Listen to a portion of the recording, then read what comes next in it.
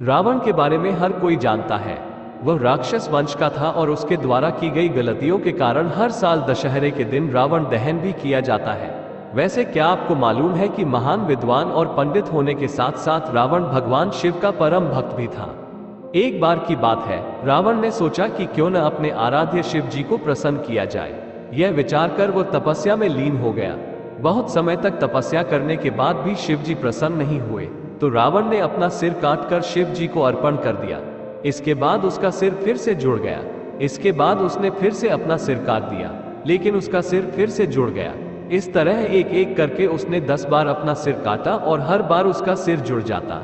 रावण की इस तपस्या को देखकर शिव जी प्रसन्न हो गए और उन्होंने वरदान के साथ ही उसे 10 सिर भी दे दिए। इस तरह रावण का नाम दशानन पड़ा।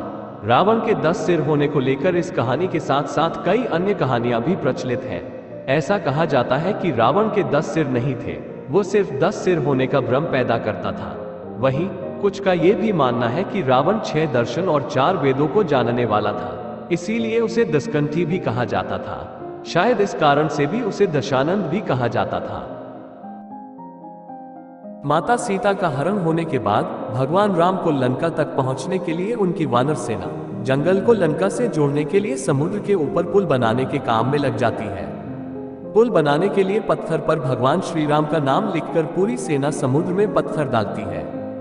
भगवान राम का नाम लिखे जाने की वजह से पत्थर समुद्र में डूबने के बजाय तैरने लगते हैं। यह सब देखकर सभी वानर काफी खुश होते हैं और तेजी से पुल बनाने के लिए पत्थर समुद्र में डालने लगते हैं। भगवान राम पुल बनाने के लिए अपनी सेना के उत्साह, समर्पण और जुनून को देखकर काफी खुश होते हैं। उस वक्त वहां एक गिलहरी भी थी जो मुंह से कंकड़ उठाकर नदी में डाल रही थी। उसे ऐसा बार बार करते हुए एक वानर देख रहा था।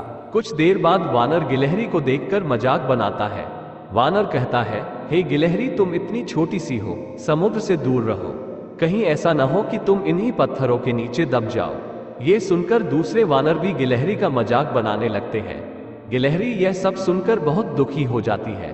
भगवान राम भी दूर से ये सब होता देखते हैं। गिलहरी की नजर जैसे ही भगवान राम पर पड़ती है, वो रोते रोते भगवान राम के समीप पहुंच जाती है। परेशान गिलहरी श्री राम से सभी वानरों की शिकायत करती है। तब भगवान राम खड़े होते हैं और वानर सेना को दिखाते हैं कि गिलहरी ने जिन कंकड़ों व छोटे पत्थरों को फेंका था, वो कैसे बड़े पत्थरों को एक दूसरे से जोड़ने का काम कर रहे हैं। भगवान राम कहते हैं, अगर गिलहरी इन कंकड़ों को नहीं डालती तो तुम्हारे द्वारा फेंके गए सारे पत्थर इधर उधर बिखरे रहते। ये गिलहरी के द्वारा फेंके गए पत्थर ही हैं जो इन्हें आपस में जोड़े हुए हैं। पुल बनाने के लिए गिलहरी का योगदान भी वानर सेना के सदस्यों जैसा ही अमूल्य है। इतना सब कहकर भगवान राम बड़े ही प्यार से गिलहरी को अपने हाथों से उठाते हैं। फिर गिलहरी के कार्य की सराहना करते हुए श्री राम उसकी पीठ पर बड़े ही प्यार से हाथ फेरने लगते हैं। भगवान के हाथ फेरते ही गिलहरी के छोटे से शरीर पर उनकी उंगलियों के निशान बन जाते हैं। तब से ही माना जाता है कि गिलहरियों के शरीर पर मौजूद सफेद धारियां कुछ और नहीं बल्कि भगवान राम की उंगलियों के निशान के रूप में मौजूद उनका आशीर्वाद है।